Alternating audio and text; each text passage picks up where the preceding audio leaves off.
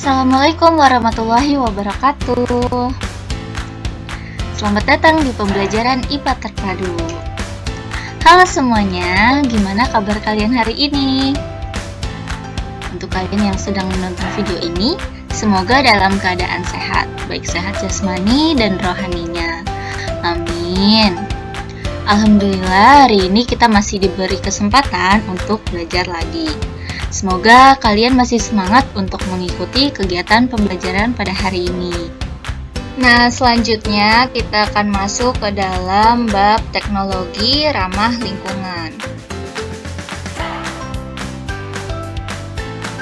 Adapun tujuan pembelajaran pada bab ini yaitu yang pertama mengetahui sejarah penemuan bahan bakar, yang kedua menjelaskan pengertian dan prinsip teknologi tidak ramah lingkungan, yang ketiga menyebutkan contoh dan dampak dari teknologi tidak ramah lingkungan, lalu yang keempat menjelaskan pengertian dan prinsip teknologi ramah lingkungan, dan yang kelima mengidentifikasi perbedaan teknologi ramah lingkungan dengan teknologi tidak ramah lingkungan. Nah, di sini ada ketiga gambar, teman-teman bisa lihat dari gambar ke-1, kedua, ketiga. Apa maksudnya? Nah, ini pada gambar pertama kita bisa lihat ya, ada seorang petugas SPBU yang sedang mengisi bahan bakar ke sebuah mobil. Nah, terus di gambar kedua ini merupakan gambar pembangkit listrik tenaga uap yang ada di Cina. Nah, terus yang ketiga ini merupakan gambar orang yang sedang memasak dengan menggunakan kompor gas gitu ya. Nah, dari ketiga gambar ini bisa kita simpulkan kalau bensin gitu ya, batu bara dan juga LPG ini merupakan atau termasuk ke dalam bahan bakar fosil, di mana bahan bakar fosil ini merupakan sumber energi yang berasal dari sisa-sisa makhluk hidup yang ada di dalam bumi dan tidak dapat diperbarui karena dibutuhkan waktu jutaan tahun untuk menghasilkannya. Adapun sumber energi lain yang bisa kita gunakan itu seperti cahaya matahari, angin, aliran air, kayu, dan juga panas bumi merupakan sumber energi yang dapat diperbarui. Nah, maksudnya ini sumber energi yang dapat diperbarui ini mereka itu dapat terbentuk kembali secara alami di dalam waktu-waktu tertentu. Selanjutnya ada sejarah penemuan bahan bakar. Menurut sejarah, penggunaan minyak bumi ini telah ada sejak 5.000 tahun sebelum Masehi, di mana minyak bumi ini dulunya diperoleh hanya terbatas dari rembesan minyak yang ada di permukaan tanah. Nah, seiring dengan berkembangnya zaman dan juga bertambahnya kebutuhan manusia, saat ini minyak bumi diolah menjadi bahan bakar melalui proses distilasi atau penyulingan sederhana. Nah, di Eropa sendiri, kebutuhan minyak bumi sebagai bahan bakar terus meningkat setelah ditemukannya mesin uap oleh James Watt. Nah, ini adalah gambar penemu mesin uap, yaitu James Watt yang merupakan seorang ilmuwan Eropa. Nah, dengan ditemukannya mesin uap oleh James Watt ini, di Eropa sana terdoronglah revolusi industri. Nah, revolusi industri ini merupakan perubahan besar-besaran yang dimana perubahan ini terjadi pada tenaga kerja yang sebelumnya menggunakan tenaga hewan dan manusia, kemudian digantikan oleh penggunaan mesin seperti itu. Nah, pada masa revolusi industri ini, minyak bumi dianggap sebagai sumber energi yang sangat praktis, sehingga mulai banyak dilakukan pencarian sumber-sumber minyak bumi dan juga teknologi pengolahan minyak bumi semakin berkembang seperti itu ya. Nah, di tahun 1859, teknologi pengeboran minyak bumi pertama kali ditemukan dan minyak bumi dipompa keluar dari dasar bumi di Pennsylvania, Amerika Serikat. Di tahun 1990, hampir 40% kebutuhan energi dipenuhi dari minyak bumi. Nah, di sini ada dua gambar, yaitu gambar proses pengeboran minyak bumi dan juga ada alat untuk memompa minyak bumi itu sendiri. Nah, selanjutnya kita perhatikan lagi, di sini ada gambar seperti di jalanan Jakarta ya teman-teman. Ini gambar terlihat di sini kualitas udaranya kurang baik atau adanya polusi udara gitu ya teman-teman.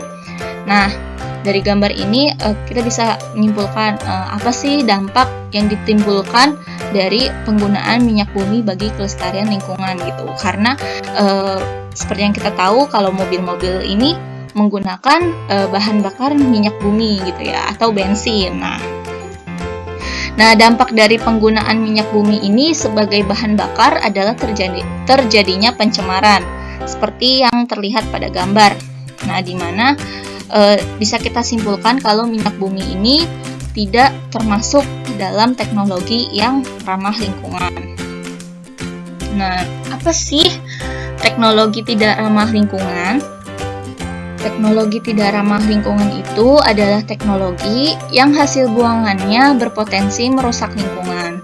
Teknologi ini digunakan oleh manusia karena penggunaan teknologi alternatif yang ramah lingkungan ini dirasa masih sulit untuk diterapkan. Nah, untuk menerapkan teknologi yang ramah lingkungan ini perlu biaya pembuatan dan juga perawatan yang lumayan mahal. Adapun beberapa prinsip teknologi tidak ramah lingkungan diantaranya adalah teknologi tersebut menghasilkan sisa atau limbah yang dapat membahayakan lingkungan dan sumber energi yang digunakan adalah sumber energi yang tidak dapat diperbarui. Selain itu, penerapan teknologi tidak ramah lingkungan ini kurang memperhatikan kelestarian lingkungan. Selanjutnya yaitu ada contoh teknologi tidak ramah lingkungan. Yang pertama yaitu pengolahan minyak bumi. Minyak bumi merupakan komoditas yang sangat penting karena punya banyak manfaat. Minyak bumi sendiri dapat digunakan sebagai bahan baku aspal, pelumas, nafta, solar, minyak tanah, aftur, bensin, dan juga LPG. Minyak bumi terbentuk dari makhluk hidup yang telah mati jutaan tahun yang lalu dan terjebak dalam suatu ruangan yang tertutupi oleh bebatuan di dalam tanah atau di dasar laut. Untuk mengambil minyak bumi, perlu dilakukan pengeboran ke dalam tanah yang berisi minyak dan kemudian dikeluarkan dengan menggunakan pompa. Akan tetapi, eksploitasi minyak bumi sendiri punya banyak dampak negatif terhadap tanah, udara, air, makhluk hidup, dan juga iklim. Nah, ini merupakan dua gambar contoh dari dampak negatif eksploitasi minyak. Yang gambar pertama, di mana di situ ada gambar seperti di area pertambangan yang menyebabkan tekstur tanahnya menjadi bolong-bolong dan juga banyak kubangan-kubangan air seperti itu ya teman-teman. Jadi tekstur tanahnya tidak rata, tekstur tanahnya menjadi tercemar gitu. Maksudnya tanahnya menjadi tercemar. Nah, terus di selanjutnya ini ada gambar seekor burung di mana diselimuti atau tertutupi oleh air yang berwarna coklat gitu ya, seperti ada minyak-minyaknya gitu, dimana habitat si burung camar ini menjadi tercemar gitu ya teman-teman. Dan ya airnya menjadi tidak dapat atau tidak baik gitu untuk dijadikan tempat tinggal makhluk hidup, dan mungkin juga banyak ikan-ikan yang mati karena airnya tercemar oleh minyak bumi. Nah, selanjutnya yaitu ada pengolahan batu bara. Nah, batu bara sendiri ini merupakan bahan bakar fosil berbentuk padat yang terbentuk dari beberapa tahapan dan berasal dari tanaman yang terkubur selama 300 sampai 400 juta tahun lalu. Kemudian terpapar panas yang tinggi dan tekanan selama jutaan tahun. Batu bara sendiri sudah banyak digunakan secara luas dan juga digunakan untuk menghasilkan panas juga listrik ya. Batu bara merupakan bahan bakar yang paling kotor di antara bahan bakar yang lain. Karena dari sebelum batu bara dibakar, terus diproses hingga sampai siap digunakan, batu bara ini telah merusak tanah dan mencemari air serta udara. Nah, adapun permasalahan lain akibat pembakaran batu bara yaitu adanya emisi zat radioaktif. Nah, di sini bisa kita lihat ada gambar yang dimana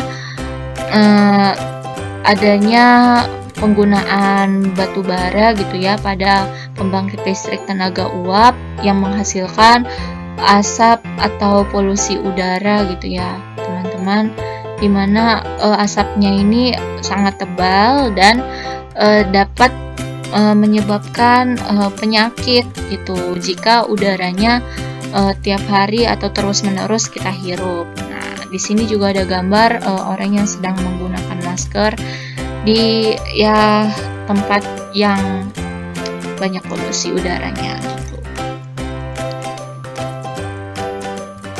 Nah, selanjutnya ada pengertian dan prinsip teknologi ramah lingkungan. Apa itu teknologi ramah lingkungan? Teknologi ramah lingkungan atau yang sering disebut dengan sustainable technology atau green technology ini merupakan bentuk penerapan teknologi yang memperhatikan prinsip-prinsip pelestarian lingkungan. Teknologi ramah lingkungan bertujuan untuk menghasilkan berbagai produk dan jasa untuk kepentingan manusia.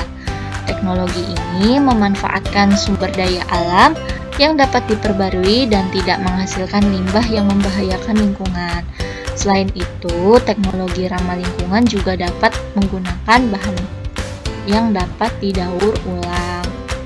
Nah, ini ada contoh gambar teknologi ramah lingkungan. Ini ada gambar panel surya dan juga kincir angin. Yang keduanya ini sama-sama dimanfaatkan untuk pembangkit listrik. Nah, selain itu juga ada panas bumi, terus juga ada bahan bakar dari tumbuhan atau yang disebut dengan biofuel dan juga dari gas hidrogen. Nah, selanjutnya kita temukan perbedaan dari kedua gambar berikut ini. Nah, menurut teman-teman sendiri, gambar mana sih yang menunjukkan busnya ini termasuk ke dalam teknologi ramah lingkungan? Ya, betul. Jadi, pada gambar bus yang pertama ini merupakan bus listrik yang dimana menggunakan bahan bakar berupa listrik dan lebih efisien atau lebih ramah lingkungan karena menghasilkan emisi karbon yang sangat rendah. Sedangkan pada gambar kedua ini yaitu bus biasa gitu ya, bus yang biasa kita temukan, entah itu bus mikrolet, bus sedang gitu ya, atau bus untuk pulang kampung gitu. Nah, ini tuh biasanya menggunakan bahan bakar berupa bensin, dimana bensin ini yang telah kita pelajari tadi berasal dari fosil dan tidak dapat diperbarui ya teman-teman. Juga bus yang menggunakan bensin ini, dia ini memiliki emisi karbon yang lebih tinggi seperti itu. Nah, sudah selesai pembelajaran pada hari ini. Terima kasih telah menonton videonya dan jangan lupa like, komen, serta subscribe. Terima kasih, sampai jumpa. Bye-bye.